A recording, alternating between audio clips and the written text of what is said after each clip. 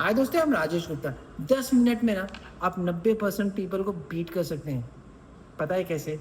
Japanese mind set से। सोचिए जिस बैंक में आपका अकाउंट हो और जमा पूंजी पूरी जमा है और रातों रात खत्म हो जाए, और जिस घर में आप रहते हो वो मिट्टी में मिल जाए, तो क्या करेंगे? ज्यादातर लोग इसे टूट जाते हैं, लेकिन जापान के लोग ना इस कहानी को बहुत बार झेल चुके हैं। रिंग ऑफ फायर पर बैठा ये देश है।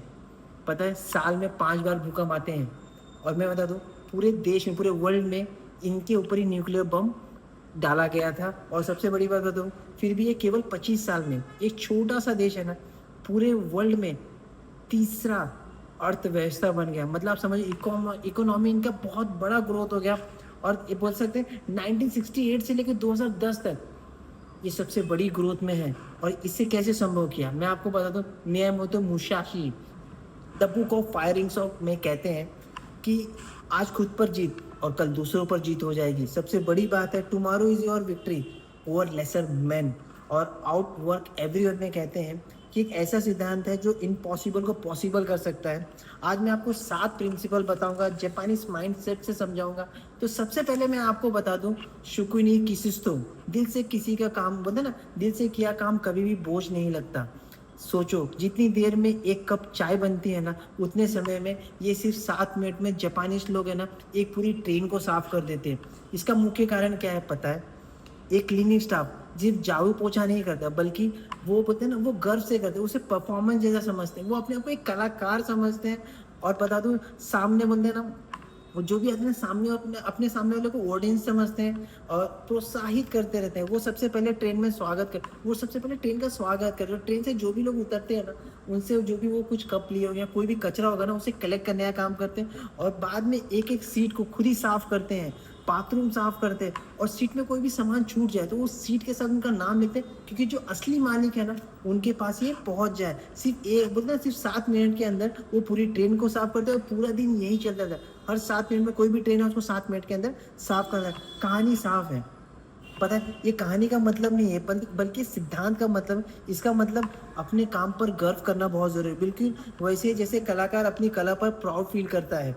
आज से आपको मतलब ना, छोटा काम कर रहे हो या बड़ा, या बोरिंग लग रहा है, अगर बुक रीडिंग बोरिंग लग रही है, तो बस अपने आप को आर्टिस्ट समझना है और अपने आप के रूटीन को परफॉर्मेंस में डेवलप करना है। क्योंकि जब आप अपने काम को ना मनी मन गाली नहीं देते, बल्कि अपना लेते हैं, तो फिर अपने आप वो ना बेस्ट परफॉर्मेंस निकलने लगते हैं और अपने आप आइडिया निकलने लगते हैं। ये सबसे बड़ी बात है। और कुछ एक्स्ट्रा रीड करने का मन करने लगता है। Out work every one second सिद्धांत। दूसरा सिद्धांत मतलब सेरी सिटिनो सिसो। आपने कभी देखा है F1? आपने कभी देखा होगा, मतलब डिस्कवरी या कहीं पे भी था, तो रनिंग रेस रहता है, एक छोटी सी स्पोर्ट्स कार रहती है, सब लोग रनिंग रेस लेते हैं। पता है क्या इनके ऊपर है ना, वो 2 सेकंड के अंदर ना 4 टायर बदली कर देते हैं। और इनके ऊपर है ना 100% सही होने का बहुत ज़्यादा प्रेशर होता है। जितने भी लोग होते हैं ना, टीम होती है, F1 का जो हार जीत होता है ना, वो मिली सेकंड में तय किया जाता है। एक गलती और अपनी पूरी रेस खत्म हो सकती है। हर टूल, हर इंसान का जगह पर होना चाहिए, हर काम सही क्रम पर होना चाहिए, बोलते ना, जगह पर होना चाहिए। और वो सबसे बड़ी बात बता दूं, अगर कुछ भी गलती होगी ना, तो बोलते हैं ना, इसमें जीत और हार का फैसला हो जाता है। ये अलग प्रिंसिपल है। अभी सीढ़ी मतलब क्या होता है? जैसे छाटना, जिस सामान की जरूरत है उसे रखो, और नहीं तो उसे बाहर फेंक दो, उसकी जरूरत नहीं है। जो चीज़ की सामान की जरूरत नहीं ना, उसे अपने पास रखो ही मन। सेटिनो, हर चीज़ को ना, हर जगह को बोलते हैं ना, सही रखो, उसको ढूंढने की जरूरत ना पड़े। और बोलते हैं ना, टाइम पे वो मिल जाना चाहिए, सबसे बड़ी बात है। तीसरी बात, शिशु साफ करिए, क्लीन माइंड रखिए, हमेशा साफ सुथरे रहिए। बोलते हैं ना, नहीं तो आपकी एक्सीडेंट हो सकती है। ये बहुत बड़ी बात कही थी। जापान में कहते हैं कि अगर आपके जो बाहर अगर साफ सफाई है ना, तो आपके अंदर ही अपने आप, भीतर अपने आप साफ सफाई हो सकती है। तो सबसे पहले आपको क्या करना है कि आपने जो घरों के बाहर होता है ना, उसकी साफ सफाई बहुत जरूरी है। तो जब घर का एनवायरनमेंट अच्छा रहेगा ना, तो अपने आप अंदर भी शांति बनी रहेगी। इसका हर दिन फ्लो स्टेट के लिए रहेगा। और मैं सबसे बड़ी बात है, क्योंकि हर छोटी चीज़ से आपका मन पर असर पड़ता है, हर छोटी चीज़ों पर आपका मन। अभी माइक्रो फ्रिक्शन क्या होता है? इसका माइंड डिस्ट्रैक्शन भी होता है। कितनी बार हमने देखा कि हमें बहुत ज़रूरी मीटिंग होती है, कुछ भी काम होता है, अपना पर्स भूल जाते हैं, अपने चार्जर भूल जाते हैं, अपने डायरी भूल जाते हैं। और ये छोटी छोटी गलतियां ना हमें फोकस, हमारे माइंडसेट को गलत कर देती है, जिसकी वजह से हमारा मेंटल एनर्जी है ना, वो कमज़ोर हो जाता है और हमारे परफॉर्मेंस में इफेक्ट पड़ता है। तो आपको ये चीज़ ख्याल करनी है कि बहुत चीज़, छोटी छोटी चीज़ों का ख्याल करना है। तीसरा सिद्धांत क्या कहता है? की काको, सब कठिन बदलाव में ना टॉप प्रायोरिटी बनाओ। ट्विटर ऑफिस में आपने देखा होगा कि मतलब एक पिक्चर बनी थी ट्विटर ऑफिस में, एक मैनेजर जो स्लीपिंग कर रहा था, मतलब सो रहा था, स्लीपिंग बैग में वो सोया हुआ था। तो जापानीज प्रिंसिपल क्या कहता है, ये बता ना किकाकू, बात है अक्टूबर 2022 की। एलोन मस्क ने ट्विटर को ओवरटेक कर लिया था, पाया कि कंपनी डेली 32 करोड़ के नुकसान में जा रही थी। और उन्होंने क्या किया, एलोन मस्क ने अपनी टीम से कहा कि super hardcore company super hardcore में चलनी जाएगी। तो इसके लिए क्या है, हमारी जो जल्दी खुद को बदलना पड़ेगा, सबसे पहले आपको बदलना पड़ेगा। और ये ज़रूरी बदलाव हमारी जल्दी से जल्दी पूरे जैसे टाइट डेडलाइंस होगा, छोटे छोटे बदलाव करनी पड़ेगी। और किकाओ को ये सिद्धांत कहता है कि बिना लेट किए डिसीजन बदल दो या पूरा कर दो। बहुत बार क्या होता है कि हम घसीटते रहते हैं, हमारा नुकसान होता रहता है। जब आपको पता चल जाए कि अरे ये सही नहीं चल रहा है, तो तुरंत ही उस डिसीजन को चेंज करके डायरेक्शन करना चाहिए। जैसे आप डेली नुकसान को होते रहे ना, जैसे कोई भी डेली नुकसान पर ख्याल करते हैं, जैसे हम नॉर्मली क्या करते हैं, हम अपने लाइफ में क्या करते हैं, जैसे नेटफ्लिक्स देखते हैं, अपने टाइम को बर्बाद करते हैं, रील्स पे देखते हैं, गेम्स देखते हैं, यूट्यूब देखते हैं। तो क्या करते हैं, इस पर तुरंत ही बदलाव लाओ। जब आप नीचे की ओर जाते हैं ना, तो ये सबसे बड़ा बदलाव होता है कि 80% आपका जो परफॉर्मेंस है ना वो सुधर जाएगी, अगर आप इसको सही कर लेंगे अपनी रूटीन लाइफ में। लेकिन आप डर रहे होते हैं, मान लो कि डेली टारगेट पूरे नहीं कर पाते हैं, छोटे छोटे शेड्यूल एडजस्ट नहीं हो पाते हैं। कभी डिसाइड करो कि सिर्फ सुबह के 5 घंटे बिना डिस्ट्रैक्शन के पूरा दिल लगाकर काम करूंगा, इसे चेंज मतलब अपने जीवन पे पूरा प्रायोरिटी नंबर 1 बना लूंगा। सुबह का सुबह जो अगर 4-5 घंटे अपने आप के ऊपर देते, अपने ऊपर मेहनत करते हो ना, देखना धीरे धीरे आपका परफॉर्मेंस बदल जाता है। चौथी चीज़, कठिन ट्रेनिंग के लिए ना कमिटमेंट करो। टेंडेंटिंग मॉन्क्स कई को की शपथ लेते हैं, जिसने भी 7 साल के अंदर बोलते हैं ना, जापान में गया है, जिसने भी 7 साल लगभग 34,400 किलोमीटर भागना होता है।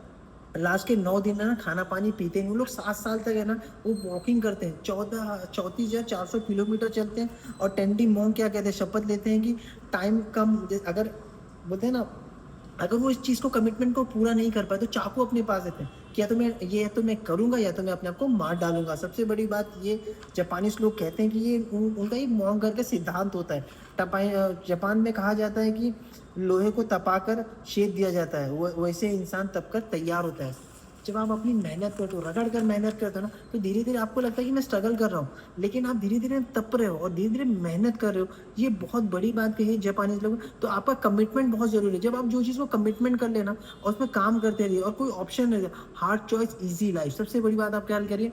जब आप एक हार्ड चॉइस को चुनते हैं ना, तो धीरे धीरे इन फ्यूचर आपकी जो लाइफ होती है ना वो बहुत ईजी हो जाती है। एक मुश्किल ट्रेनिंग से बोलते हैं ना, ईमानदारी से करना, खुद से प्रॉमिस करना और कमिटमेंट करना, देखना हर चीज़ पूरी हो सकती है। पांचवी चीज़, कम्बारू, संघर्ष में सम्मान। बोलते हैं ना, संघर्ष में आपको सम्मान जरूरी है। तो किसी की भी बोलते हैं ना, आपने देखा होगा गिबली स्टाइल, आपने देखा था आजकल बहुत जो यूनिक ये इंस्टाग्राम पे चला था कि कार्टून, अपने पिक्चर की कार्टून बना रहे थे। तो मैं आपको बता दूं, ये कार्टून वाले तो गिबली स्टाइल, एक को फाउंडर हाइकोको माइचिकी, इनको नॉर्मल आर्टिस्ट समझा जाता है। इसको मतलब नॉर्मल आर्टिस्ट समझने की गलती मत करें, क्योंकि दूसरे आर्टिस्ट पहले कहानी लिखते हैं उसके बाद कार्टून बनाते हैं, लेकिन मायाजी ने की खासियत सीधी थी कि ड्राइंग बनाते थे और कहानी अपने आप बन जाती थी, और ये सबसे बड़ी बात थी। लेकिन उनका यूनिक स्टाइल में बहुत मेहनत लगती थी। जो बोलते हैं ना, एक ऐसी टाइम भी था कि जो उनके साथ कोई भी खड़ा नहीं था, एक ऐसा समय था जो उनके साथ कोई भी नहीं खड़ा था। कई सालों तक उन्होंने एनिमेशन की फील्ड में काम किया, कोई सक्सेस नहीं था, फंड कोई नहीं दे रहा था, और लेकिन फिर भी वो लगातार काम करते जा रहे थे। वो कॉमिक बना रहे थे, फॉर्म मतलब ना अपने फॉर्म का इंतजार कर रहे थे, बदल कर आगे बढ़े, अपने फॉर्म को लगातार काम कर रहे थे, अपने ऊपर मेहनत कर रहे थे, संघर्ष कर रहे थे। आत्मसम्मान नहीं छोड़ना चाहिए, यह कम्बारू का मरहम है। कहते हैं संघर्ष के सम्मान क्या बोलते हैं ना, संघर्ष में समान बने रहे। मतलब जब आपका संघर्ष चलता है ना तो नॉर्मल है, मगर अपने ऊपर काम करते चले। जब आप अपने ऊपर लगातार बोलते हैं ना, असली इनाम कभी होता है जब आप परेशानी में रहे, टायर्ड रहे या डर लगे, या आपके अंदर एक बात याद दिलाओ कि कोशिश करते रहो, खुद पर विश्वास रखना, और कहीं ना कहीं आपकी जीत होगी। आप हमेशा ख्याल करना, आप जब आप कोई कर रहे हो, काम कर रहे हो ना, तो आपको कहीं डर लगे, आपका काम नहीं हो रहा, लेकिन आप लगातार उस पर मेहनत करें, इम्प्लीमेंट करें और अच्छी तरीके से करें ना, उसका रिजल्ट अच्छे से आने वाला है। शायद कुछ समय लग सकता है, कुछ पल लग सकता है, कुछ साल लग सकते हैं, लेकिन रिजल्ट 100% आता है। 6 आउट वर्क एवरीवन सिद्धांत, मूर्तानी, रात मतलब रोते हुए बच्चे को ना कोई नहीं सिखा सकता। सबसे बड़ी बात है दुनिया में ना 4 बजे सोता हुआ था, 4 बजे उठ के ना रॉक है ना, वो आयन पैराडाइज के पसीने निकालता था, मतलब वो इतनी मेहनत करता था, वो सुबह रोज 4 बजे उठता था। और ये मेरे लिए वर्कआउट नहीं है, बल्कि ये घोषणा है कि सुबह हो चुकी है, दिन का सबसे इम्पोर्टेंट पल आ चुका है, और ये टाइम पर समय जरूरी करना है, मतलब मुझे ये जरूरी करना है। सुबह का जो 4 बजे था ना, वो पूरा वर्कआउट है, बोलते ये मेरा समय पल, ये जरूरी पल है, आपको मैं इसको वेस्ट नहीं कर सकता। नथिंग टू वेस्ट, सबसे बड़ी बात ये होती है कि ये पल छोड़ दिया तो दिन में बिजी हो जाऊंगा। और मोतानी नथिंग टू वेस्ट, सबसे बड़ी बात मोतानी का मतलब यही था कि कोई नथिंग टू वेस्ट, जो सीखा था उसे बर्बाद नहीं करना है। और ये सबसे बड़ी बात है कि बोलते हैं ना, जापान लोग बोलते हैं रोते हुए बच्चे को, और इंसान जो शिकायत करता है ना, उन्हें कोई नहीं सिखा सकता।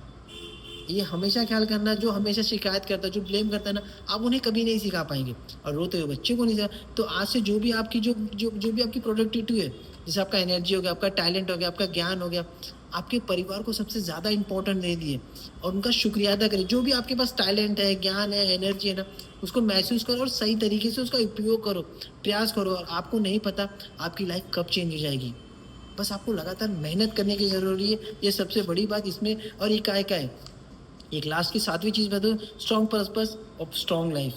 इंडिया में एक डॉक्टर थे, डॉक्टर बलवंत घाटपांडे।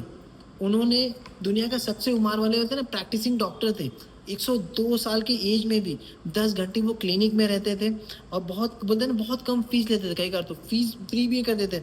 तो किसी ने उनसे पूछा कि आपकी इतनी उम्र हो गई तो आप करते क्यों हैं, आप इतना काम करते क्यों? तो उन्होंने क्या कहा था पता है, अभी भी मेरे पास देने के लिए बहुत कुछ है, लोगों की हेल्प करना मेरा पर्पस है, बिना पर्पस के कोई खुशी ज़िंदगी नहीं होती। आपको हमेशा ख्याल करना है, अगर आपकी ज़िंदगी में कोई पर्पस नहीं है ना, तो आप ज़िंदगी में कभी कुछ बड़ा नहीं कर पाएंगे और कभी खुश नहीं रहेंगे। लेकिन आपके पास अगर पर्पस है, तो इकाई का मतलब ये है कि अगर आपके पास पर्पस है तो आप हमेशा, आपका जो सुबह होगा ना मोटिवेटेड होगा, और दर्द का दवा बदल देती है, सबसे बड़ी बात है। और साइंस भी कहती है जिनके पास स्ट्रॉन्ग पर्पस रहता है ना, वो ज़िंदगी भर फिट रहते हैं और ज़िंदगी भर एक्टिव रहते हैं। तो आपको हमेशा ख्याल करना है कि आपके पास कोई ना कोई पर्पस होना चाहिए। अगर आपके पास जो अचीव करना, आपके पास गोल है, आपके पास पर्पस है ना, आप हमेशा रोज सुबह मोटिवेटेड रहेंगे। Thank you so much. आप चाहे तो कोई भी पॉइंट अगर आपको सही लगे, आपकी लाइफ में इम्प्लीमेंट हो सके ना, आप इसे लिख सकते हैं और इस पर इम्प्लीमेंट कर सकते हैं। थैंक यू सो मच, अपना ख्याल